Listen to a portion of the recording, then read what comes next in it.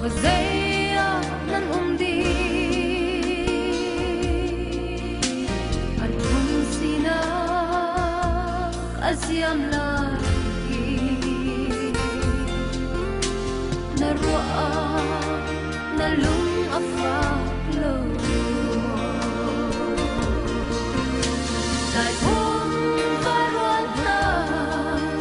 kan ram ni rong phak tukin an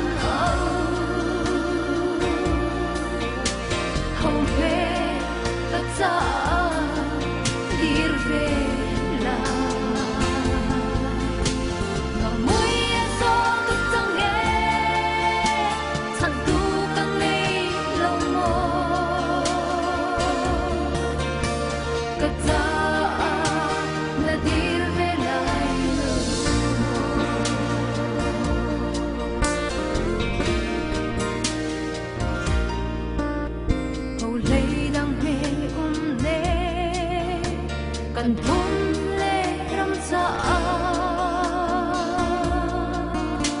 nang le kai hi kan dir loi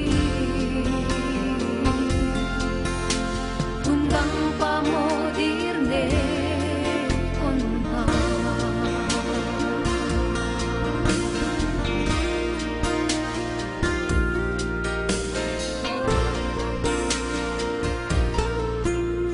ram dang itlo liao mi phim thiam na kol mi na kan ram ni mit hi he an na ko ram le phun cha e di pe ding min nai hum varwan na kan ram ni rong phak tukin an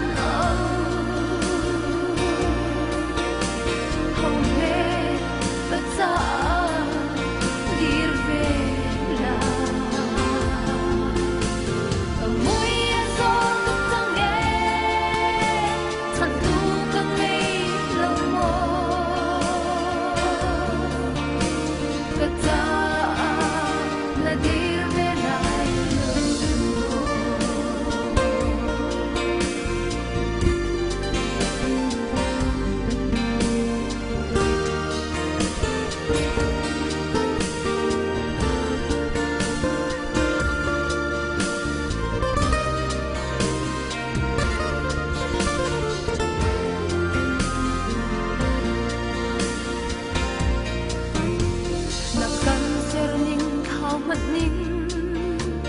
bồi pha kan ngai thiam lo